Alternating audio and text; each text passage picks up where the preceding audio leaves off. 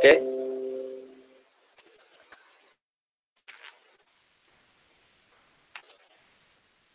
Muncul ya? Halo? Muncul, Pak. Ya. Jadi financial statement analysis ya, analisis laporan keuangan ya. Ini salah satu teks yang kita pakai itu dari Subramanyam ya. Oke. Nah, ini juga berkaitan dengan material yang tadi sudah dibagikan ya.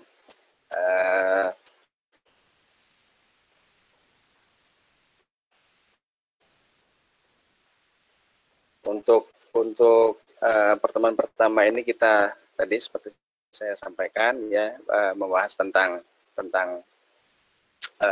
basic ya, atau dalam paparan ini overview of financial statement analysis ya.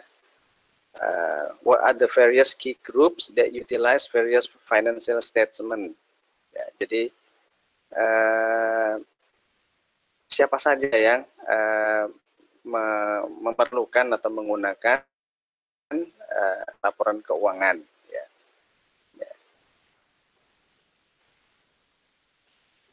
Oke, di sini kita melihat ya bahwa analisis bisnis itu bisa dibagi dua ya, itu untuk mengevaluasi prospek dan mengevaluasi risk ya, paparan ini.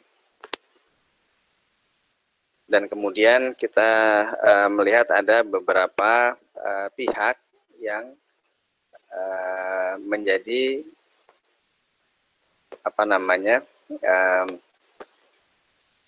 orang-orang yang akan menggunakan laporan keuangan ya, user dari laporan keuangan ya.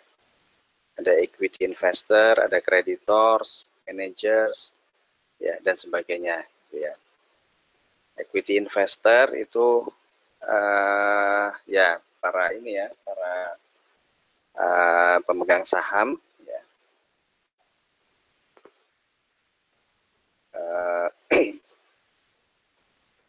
Terutama untuk ya, meskipun tidak terbatas untuk perusahaan yang sudah go public,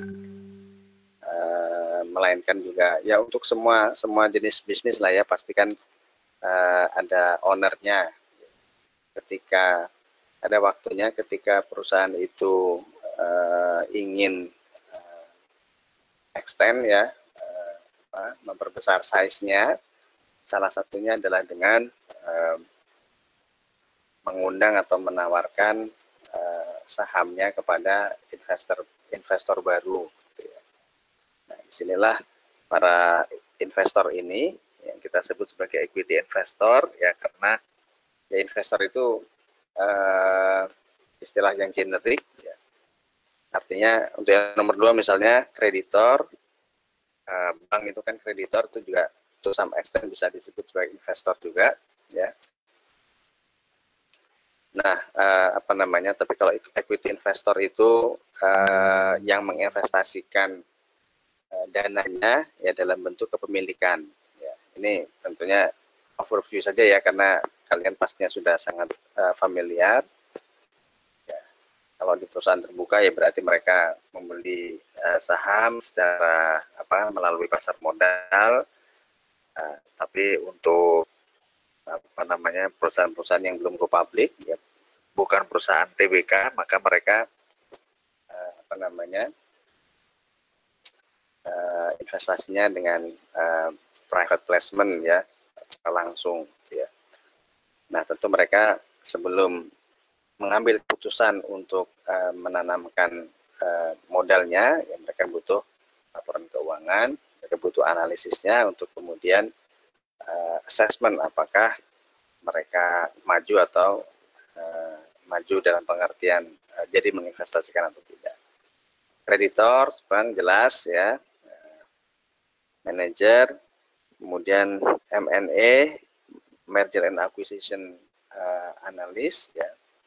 Kalau misalnya ini ya di Indonesia juga banyak ya.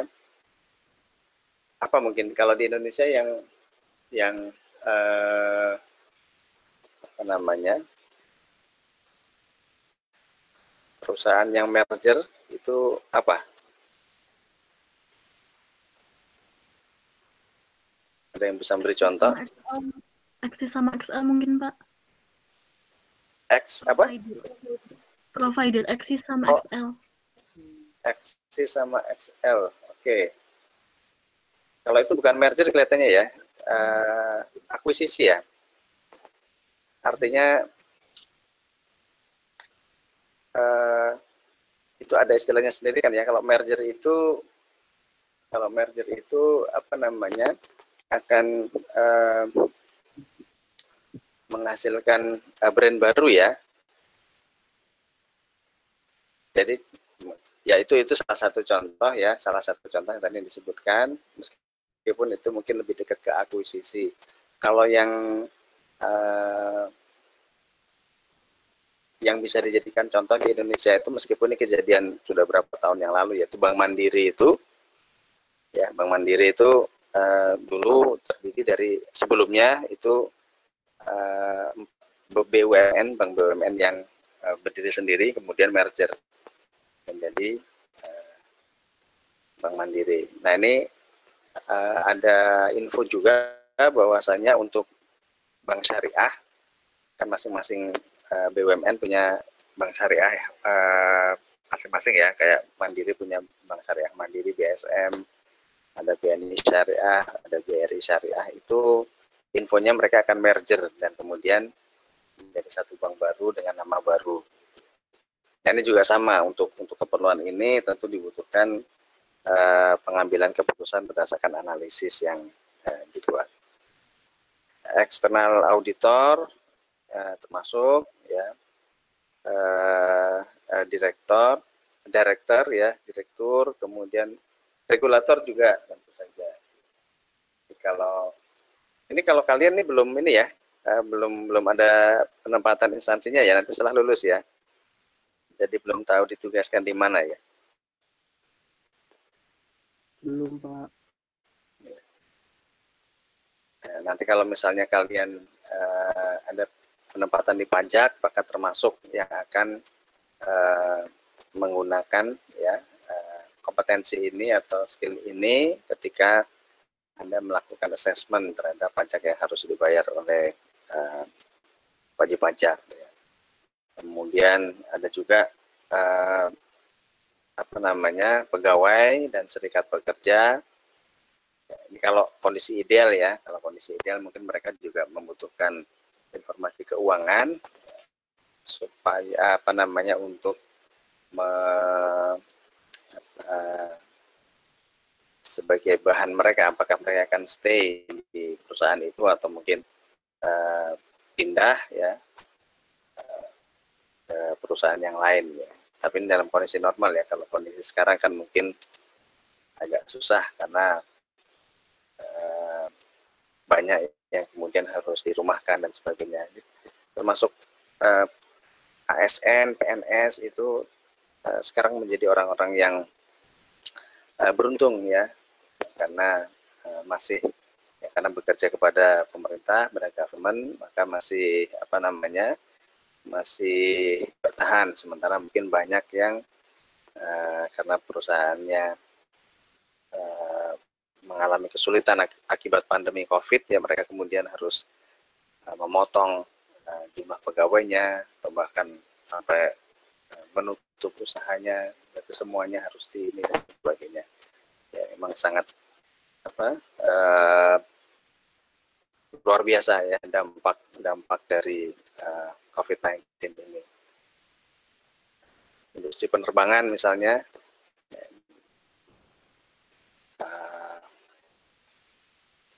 kehilangan pangsa pasar yang cukup signifikan ya, karena orang sekarang mobilitasnya dikurangi ya, mereka tidak bepergian, akibatnya customer dari perusahaan penerbangan ini turun drastis. Dan ya kalau di luar negeri ya itu kita membaca berita ya, di banyak negara itu pemerintah kemudian membail out ya, semacam menyelamatkan usaha penerbangan, karena ini terjadi di di seluruh dunia, globally ya, perusahaan penerbangan juga dalam kondisi kesulitan. Tapi untuk di beberapa negara maju pemerintahnya tampil sebagai penyelamat ya, untuk menyelamatkan. Ya, adapun di Indonesia ya mungkin kita punya keterbatasan ya, keterbatasan anggaran, keterbatasan fiskal dari pemerintah ya, sehingga mungkin yang diprioritaskan adalah penanganan COVID-nya, sedangkan untuk ya seperti membailout perusahaan-perusahaan semacam itu ya mungkin belum menjadi prioritas, sekali lagi karena keterbatasan kapasitas anggaran dan sebagainya. Oke. Nah, ini tadi sebenarnya sudah kita bahas juga ya, dari tiap-tiap user yang membutuhkan analisis laporan keuangan itu ya, mereka ada purpose-nya, ada tujuannya apa ya. Kalau labor negotiation ini ya untuk ini ya, untuk employee, untuk serikat pekerja ya, yang mungkin masih belum terlalu common ya di Indonesia ya. Kalau di Indonesia mungkin company atau perusahaan itu berada pada posisi yang lebih lebih dominan begitu. Sekali lagi apalagi dalam kondisi COVID ini. Tapi di negara lain ini employee juga punya concern ya, mereka bergabung dalam serikat pekerja ketika mereka melihat ya perusahaan performanya baik dan kemudian menghasilkan profit yang baik ya, maka mereka akan melakukan negosiasi untuk ya mungkin mendapatkan kenaikan salary atau pengawasan direktur untuk direktur ya, dalam karena direktur juga tentu berkepentingan ya menjaga performanya supaya dilihat baik oleh para pemegang saham ya, kan dia juga perlu mengawasi dan seterusnya. Ada manajemen dan kontrol, ini mungkin sifatnya lebih internal. Sementara dua di atas itu ya investor ya, yang satu dengan ekuitas, yang satu dengan kredit ya. Meskipun kredit analysis juga tidak melulu ya perbankan memberikan kredit, tapi juga dalam ada pemberian kredit dalam perdagangan misalnya, atau kalau di bank itu kan ada kredit investasi, ada kredit modal kerja. Kalau kredit investasi itu untuk long term ya, biasanya untuk belanja modal ya, capital expenditure, capex. Tapi ada juga kredit yang sifatnya short term ya, kredit modal kerja yang biasanya untuk operational expenditure ya, jadi sifatnya lebih short term untuk operasional. Tapi sama, nah ini baik untuk kredit yang sifatnya untuk capex maupun opex, ini kredit analisis ini diperlukan ya, dan itulah signifikansi dari analisis laporan keuangan. Oke.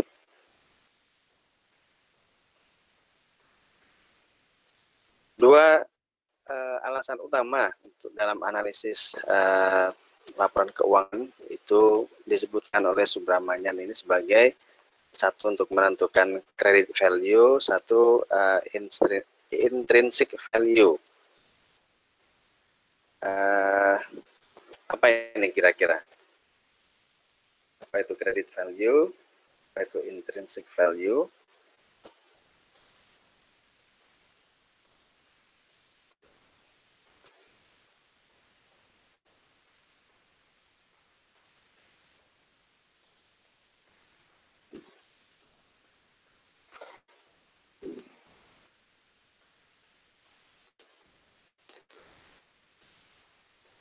Ada yang tahu?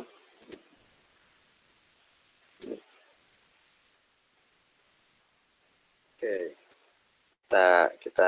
kita lihat ya di Di slide selanjutnya, ini tadi sudah kita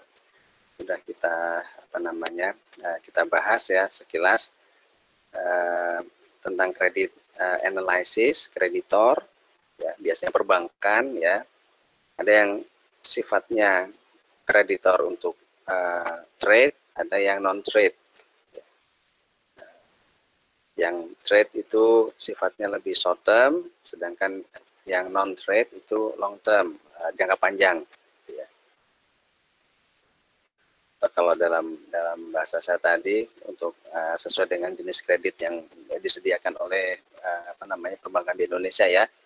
Ini yang di kiri ini kredit modal kerja, kalau di kanan kredit investasi. Yang satu OPEC, yang satu CAPEX. Nah, untuk trade creditor ini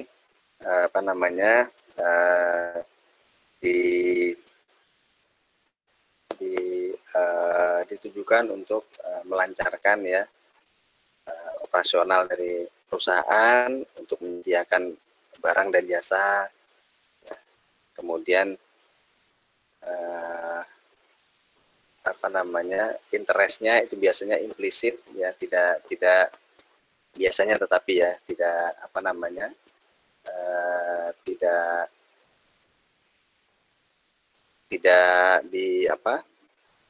artinya mungkin tidak di state dengan jelas begitu ya, tapi sebenarnya itu sudah mengandung interest bagi pihak kreditornya.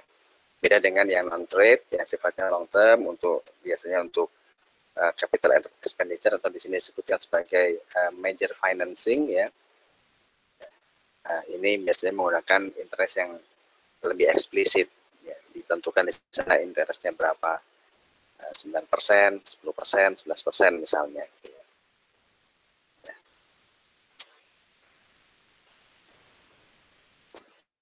Nah, dalam kredit analysis ini itu ada istilah credit worthiness ya, ability to honor credit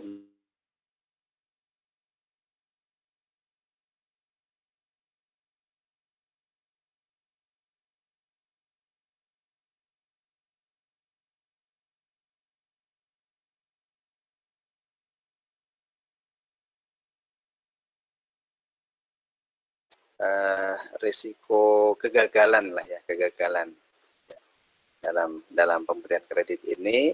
Satu liquidity, satu solvency. Kalau liquidity itu berkaitan dengan kewajiban pemenuhan kewajiban jangka pendek ya, short term obligation gitu ya.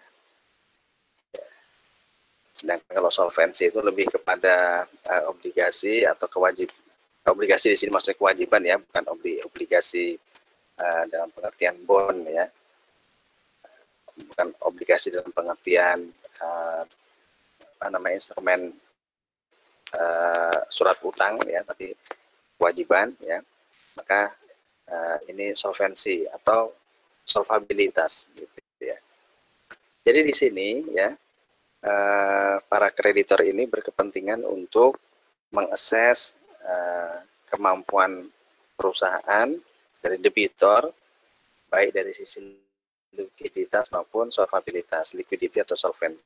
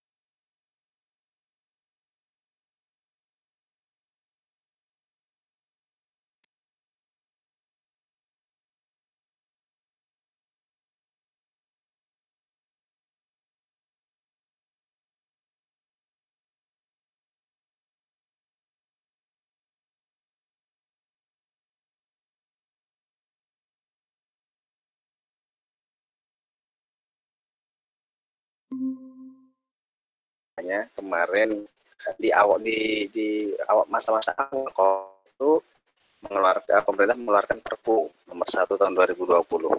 Ada yang tahu itu?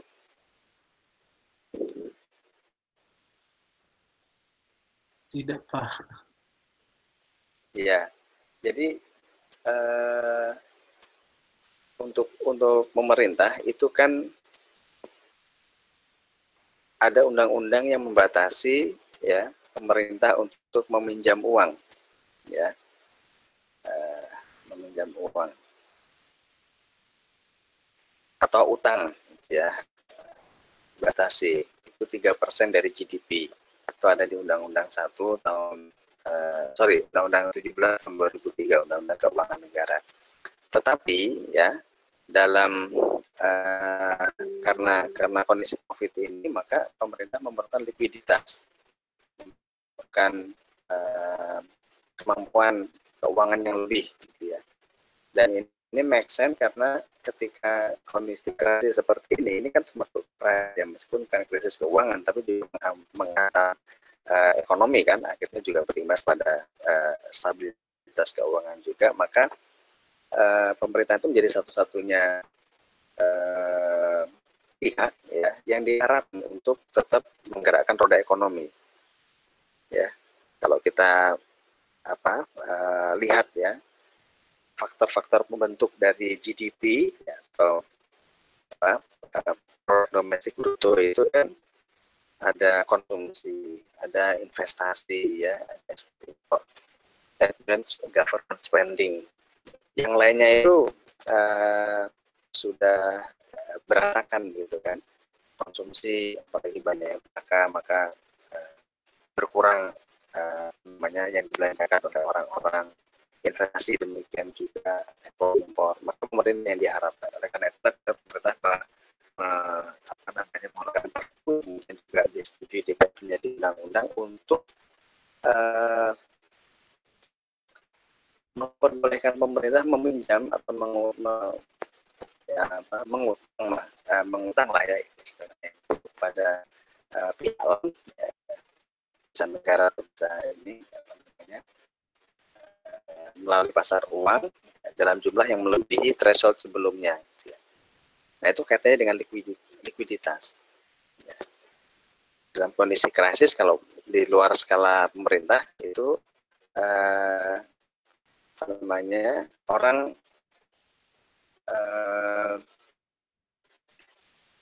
melakukan ras, melakukan penarikan uang secara besar-besaran.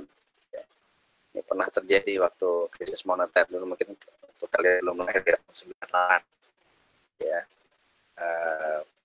Tahun 2008 juga ketika ada krisis keuangan juga, meskipun waktu itu Indonesia tidak terlalu terdampak ya. Yang terdampak pada waktu itu di Amerika ya, itu begitu ada krisis, orang cenderung untuk melakukan penarikan uang secara besar-besaran dari banknya. Ya. Karena apa? Karena likuiditas nomor satu. Ya. Likuiditas nomor satu. Jadi ketika ada krisis, orang yang penting liquid gitu. Liquid itu artinya apa? Artinya ya punya uang, ada current cash flow, gitu. ada current cash. Gitu. Nah, dan sebagai akibatnya justru yang kemudian kekeringan likuiditas adalah perbankan. Ya, maka bank sekuat apapun ketika terjadi ras itu akan goyang. Even di Indonesia misalnya bank swasta terbesar BCA misalnya, ketika ada orang-orang melakukan ras, dia bisa goyah juga gitu ya. Dalam kondisi seperti ini, perbankan pemerintah itu lebih trusted ya, lebih dipercaya karena sebenarnya pemerintah akan menyelamatkan. Nah ini liquidity ini kemampuan untuk memenuhi kewajiban-kewajiban jangka pendek ya, sehingga nanti akan berhubungan dengan transfer likuiditas yang nanti akan dipelajari lebih lanjut. Kemudian kalau solvensi ini tadi kemampuan untuk memenuhi kewajiban yang sifatnya jangka panjang, sehingga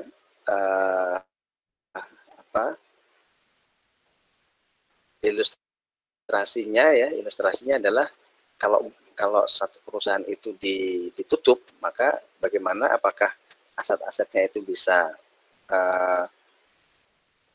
dipergunakan untuk menutup utang atau tidak, gitu ya.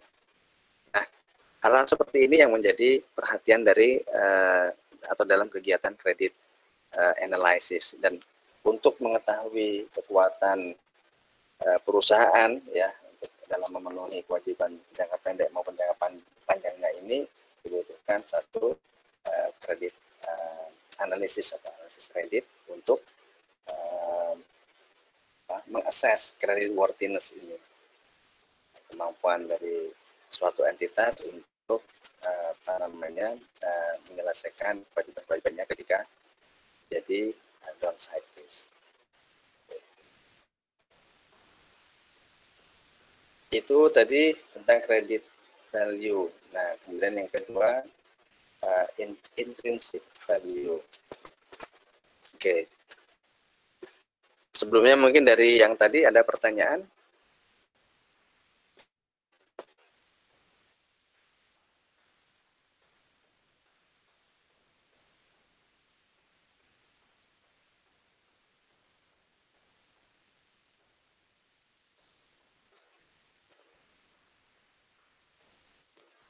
Oke.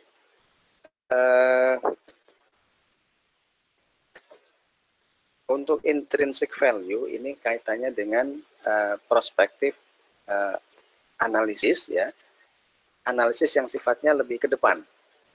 Ya, ini biasanya untuk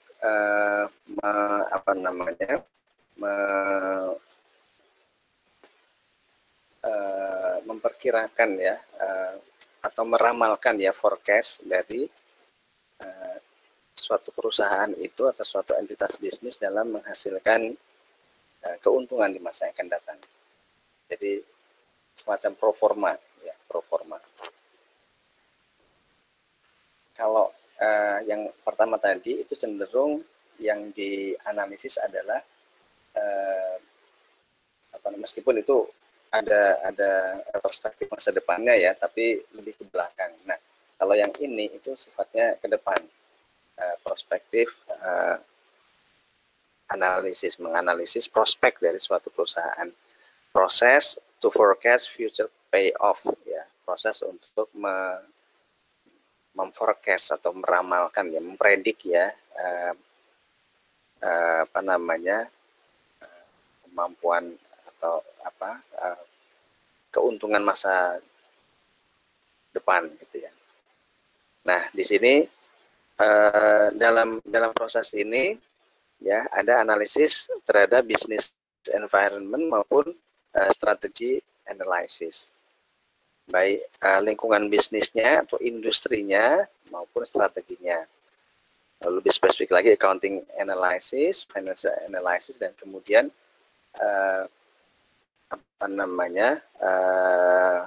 dari analisis ini diharapkan ya diperoleh informasi mengenai nilai intrinsik, nilai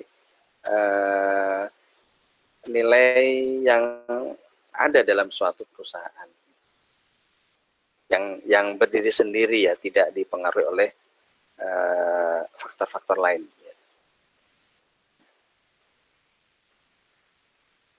Jadi ini seperti valuation, seperti penilaian yang nanti juga akan menjadi bahasan ya dalam kelas kita ini, memvaluasi berapa sesungguhnya nilai perusahaan. Sama dengan intrinsic value ya, kita bisa mengakses atau menilai nilai intrinsik dari suatu barang, maka di sini yang kita assess, yang kita valuasi adalah perusahaan ya. Berapa nilainya gitu ya. Maka misalnya ada perusahaan diminati ya oleh investor strategik yang akan ingin di sahamnya, maka tentu orang-orang ini sebelumnya sudah melakukan prospective analysis untuk mengetahui berapa intrinsic value-nya supaya mereka bisa mengambil keputusan dengan tepat ya, tidak terlalu mahal misalnya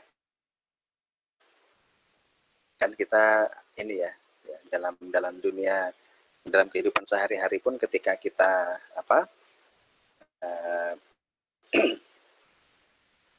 membeli barang atau apa kan kita inginnya jangan sampai kemahalan gitu ya. Kalau bisa kan bahkan bisa membeli suatu barang dengan harga yang lebih murah.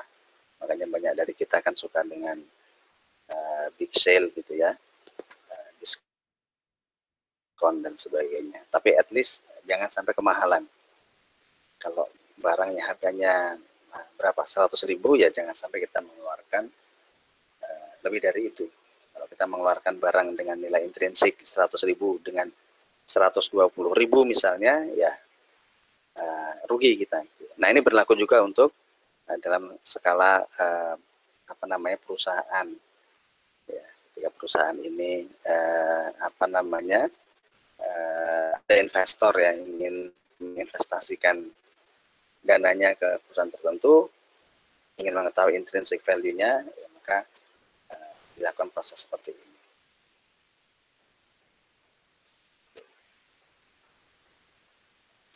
Nah ini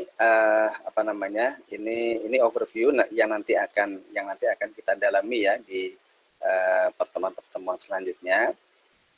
Tadi kita melihat ada industri analisis, kemudian strategi analisis, ya, sampai ke accounting analisis.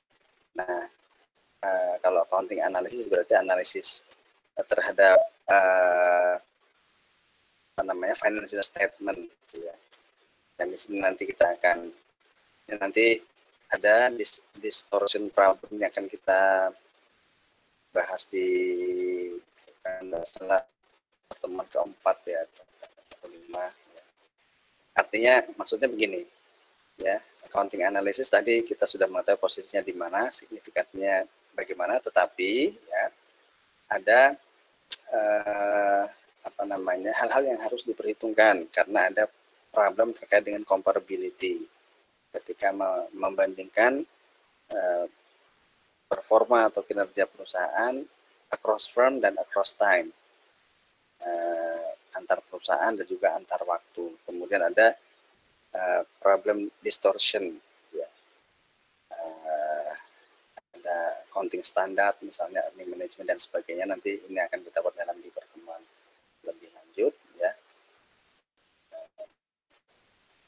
Dan financial analysis, proses untuk mengevaluasi posisi keuangan dan kinerja dengan menggunakan laporan keuangan.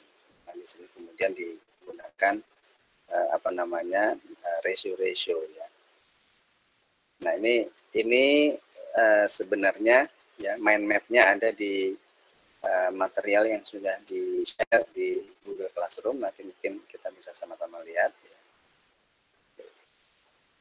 Nah ini kemudian kita sampai kepada tipe-tipe atau jenis-jenis metode yang bisa digunakan untuk mengetahui nilai intrinsik dari suatu perusahaan misalnya. Maka tadi yang saya sebut juga valuation ya, yang ya tujuannya untuk menilai, mengestimasi intrinsic value dari satu perusahaan atau sahamnya. Basisnya sendiri present value teori nilai sekarang dengan memperhitungkan time value of money.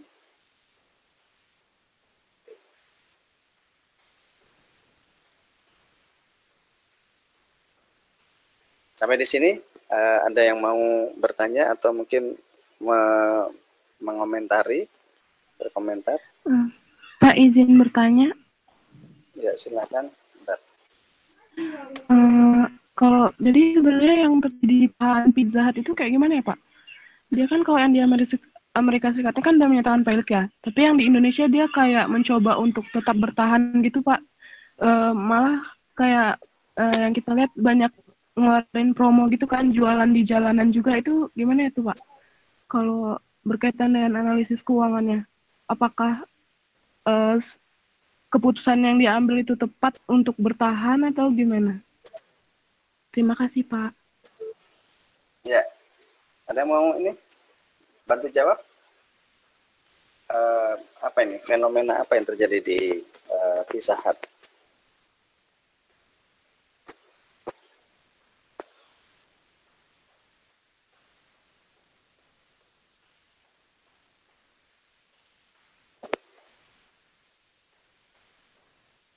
Kurang tahu itu Pak. Di Pizza Hut kurang tahu sih Pak. Apa Oke. Ya.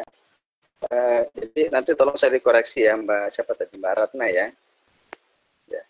Jadi saya juga baca beritanya ya, Pizza Hut di apa namanya, di tempatnya sana ya, itu nggak tahu sudah bangkrut atau baru mengalami apa namanya ya, artinya tidak sampai bangkrut, maksudnya ya mungkin menurun penjualannya atau dan sebagainya, tapi di Indonesia masih eksis, kira-kira seperti itu ya Mbak Ratna ya. Iya, benar, Pak. Masih mencoba bertahan kok yang di Indonesia. Ya, satu hal bahwa Pizza Hut ini kan apa namanya, jenis usaha dengan franchise ya. Dengan franchise ya. Apa namanya? Jadi yang pemilik owner dari Pizza Hut di Indonesia itu belum tentu sama dengan owner atau pemilik dari Pizza Hut yang sedang mengalami masalah di tempatnya, di asalnya sana gitu ya. Karena ya memang ada perusahaan-perusahaan yang contoh misalnya kalau kembali ke industri perbankan ya. Kalau industri perbankan itu ya ketika satu bank itu membuka bisnis di apa namanya, di negara lain ya, itu kepanjangan tangannya, itu apa namanya, anak perusahaannya misalnya dan sebagainya. Tapi kalau franchise itu tidak. Si owner di sini itu beli franchise, kemudian dengan itu dia bisa memasarkan produk Pizza Hut itu, produk McD itu dan sebagainya itu di Indonesia gitu. Sehingga tidak ada keterkaitan secara langsung. Sehingga bisa jadi bukan induknya ya, si owner aslinya itu mengalami masalah, tapi apa namanya, owner yang di sini karena dia entitas yang terpisah, yang bukan bagian dari perusahaan yang di sono itu ya tidak terlalu terpengaruh begitu. Bisa-bisa saja gitu ya. Kebetulan di sana mungkin brand Pizza Hut lagi lagi tidak diminati orang, tapi di Indonesia mungkin masih diminati orang, sehingga itu bisa saja terjadi gitu kan ya. Itu satu, karena bentuk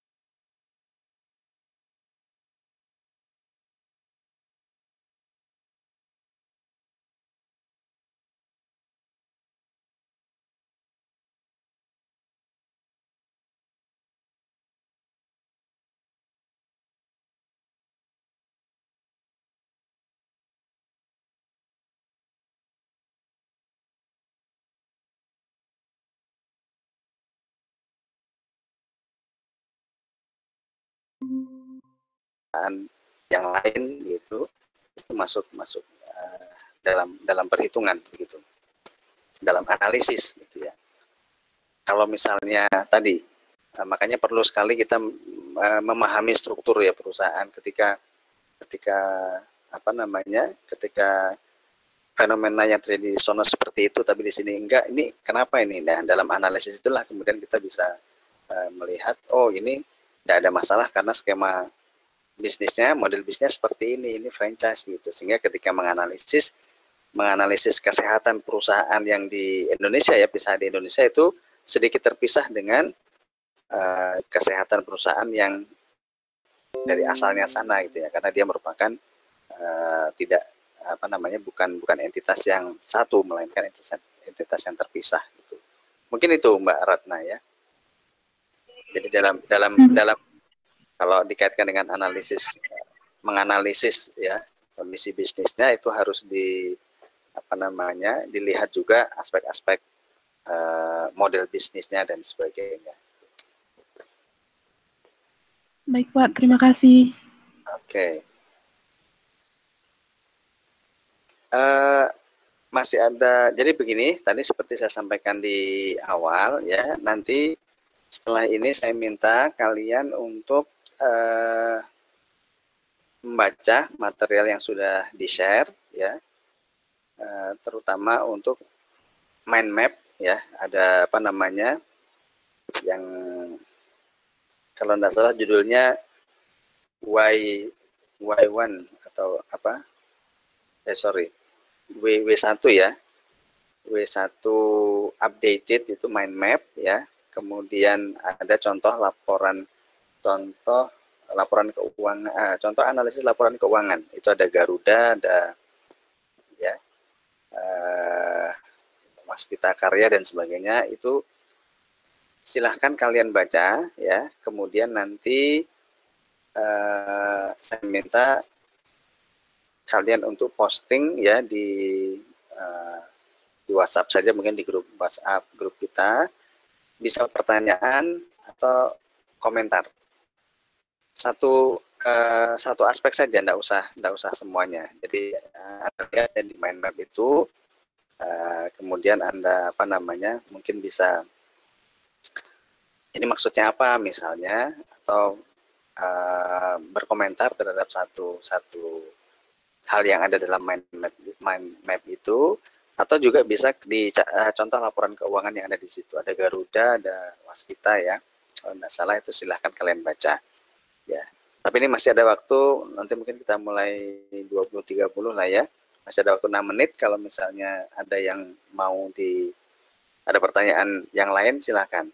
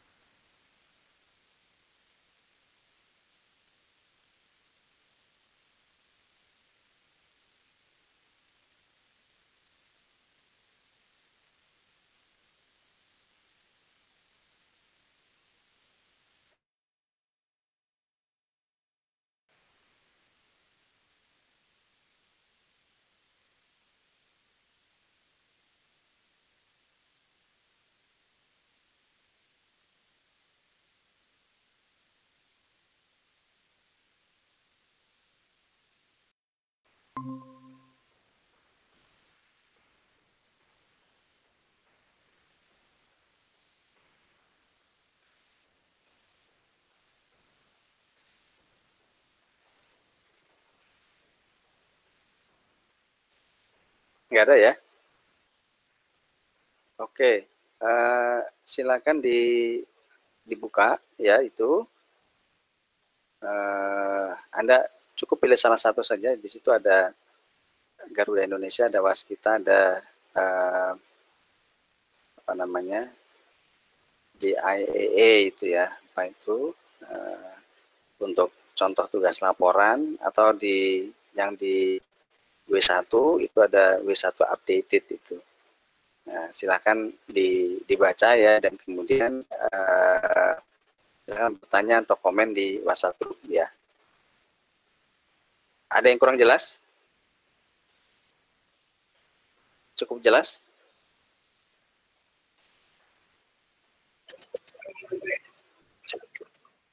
Oke ya. Oke, jadi nanti ya silahkan dibaca dulu mungkin 30 menit. Setelah itu silahkan kita berdiskusi secara interaktif di WhatsApp grup.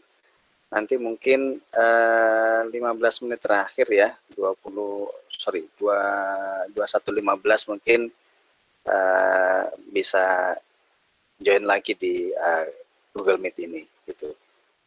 Oke, kalau tidak ada pertanyaan silahkan untuk mulai. Nanti silahkan join lagi di 21.15 ya, 45 menit lagi. Oke. Kalau ada yang kurang jelas silahkan ditanyakan ke saya.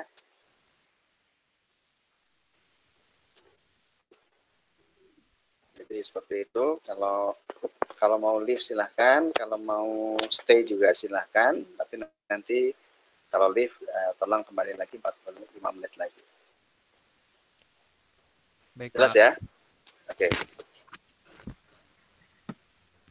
Oke, Pak.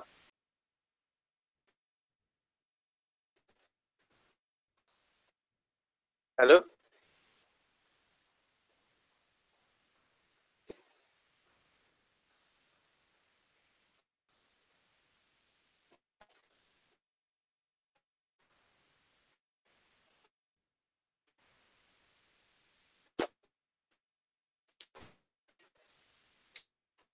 Cukup mudah ya ininya. Material yang tadi sudah share ya. Jadi yang tes suara saya bisa dengar nggak ya? Bisa, Kak. Bisa. Oke, ya, sorry. Ya, jadi mind map tadi ya yang di gede itu yang apa namanya?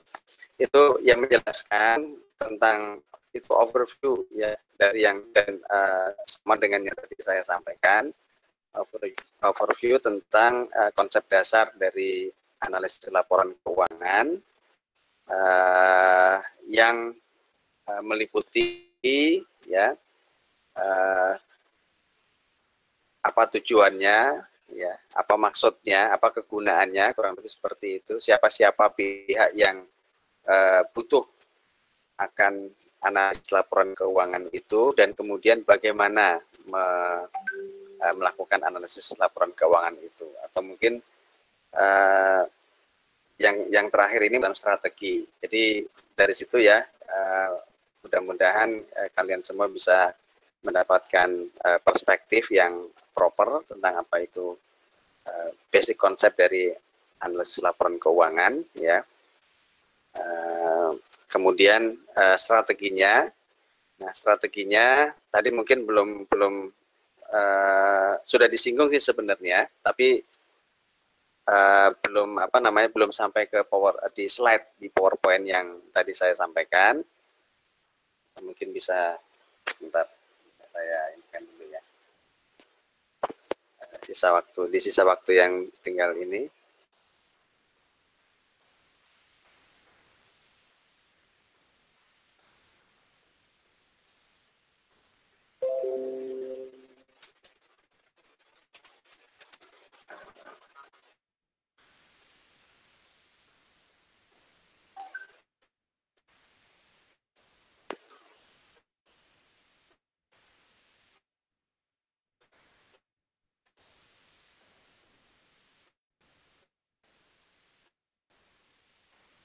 Sorry.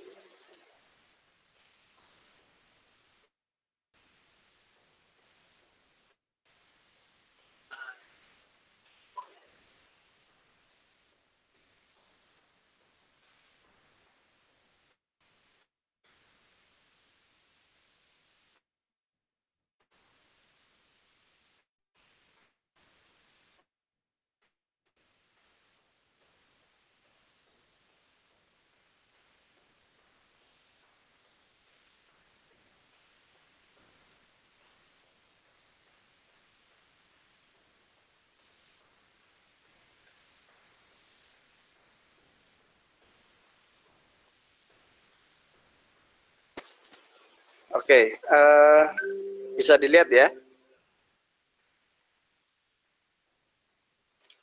Ini triangle atau segitiga yang ada di mind map bagian atas. Itu mungkin kecil di situ. Ya. Apa namanya, di mind map yang di atas itu kecil. Nah, ini gambar besarnya seperti ini. Nanti mungkin bisa saya bisa share ya di ini. Jadi ini dalam strategi dalam melakukan analisis ya, yang mana di sini kemudian kita mendapati posisi dari ALK atau analisis laporan keuangan adalah pertama kita melakukan business environment and strategy analisis. Ini ada dua, yaitu industri analisis dan strategi analisis. Ketika kita ingin mengakses atau mengetahui kinerja performa dari suatu perusahaan, kita menganalisisnya dari sisi industrinya, industri secara keseluruhan. Jadi apa namanya, ini posisi perusahaan yang sedang kita akses ini di mana dalam industri. Misalnya Garuda, dalam industri penerbangan di nasional maupun regional, dia posisinya seperti apa, itu analisisnya. Kemudian strategi analisis, itu analisis yang berkaitan dengan strategi perusahaan. Maka tadi misalnya ada pertanyaan product differentiation, ada cost leadership kayaknya belum sempat saya jawab ya. Itu ini kita melihat bagaimana strategi perusahaan dan itu kita analisis. Kemudian turun, nah sampailah kemudian kita di analisis yang sifatnya ke angka-angka keuangan. Kalau yang di atas kan analisis terhadap industrinya, analisis terhadap strateginya, gitu kan. Nah, kemudian masuk ke analisis terhadap laporan keuangan. Maka di sini kita dapati ada accounting analysis, kemudian financial analysis, di mana di sini kita menggunakan rasio-rasio ya, seperti profitability analysis, cash flow dan sebagainya. Kemudian prospektif analisis itu untuk analisis yang sifatnya proyeksi, memperkirakan ke depannya seperti apa. Ya, yang ini kemudian kaitannya dengan intrinsic value tadi yang kita singgung. Jadi seperti itu ya gambarannya, basic konsepnya dan kemudian strategi analisisnya, di mana analisis laporan ini berada dalam satu rangkaian analisis yang komprehensif, tapi dia menentukan di sini karena dia akan menghasilkan informasi kepada kita terkait performa perusahaan dan juga intrinsik dari perusahaan. Nah, itu barangkali kemudian ini 2 menit ya. Jadi apa namanya, untuk pertanyaan-pertanyaan belum terjawab nanti mungkin coba saya jawab ya. Tapi silahkan kalau misalnya ada pertanyaan tambahan atau mungkin ada yang ingin menjawab pertanyaan dari temannya atau ingin menambahkan penjelasan dari saya, itu very welcome ya. Untuk sementara seperti itu kelas kita pada malam hari ini ya. Jadi mudah-mudahan bisa bisa ditangkap summary-nya. Kita nanti ketemu lagi minggu depan di waktu yang sama ya, untuk secara lebih spesifik ini ya, nanti bisa dilihat di RPS-nya, di Google Classroom-nya itu nanti bisa dibuka di rencana pembelajaran semesteran untuk week kedua atau minggu kedua itu nanti kita akan belajar apa. Dan nanti mungkin untuk mulai pertemuan-pertemuan selanjutnya nanti akan ada muatan praktis yang lebih banyak ya. Ini pertemuan pertama, karena pertemuan pertama mungkin sifatnya lebih pasif ya, mendengarkan saya begitu kan ya. Dan mungkin tadi kita diskusi interaktif, nanti ke depan itu kita akan banyak praktis, karena sesungguhnya analisis laporan keuangan itu sifatnya adalah skill begitu ya. Oke.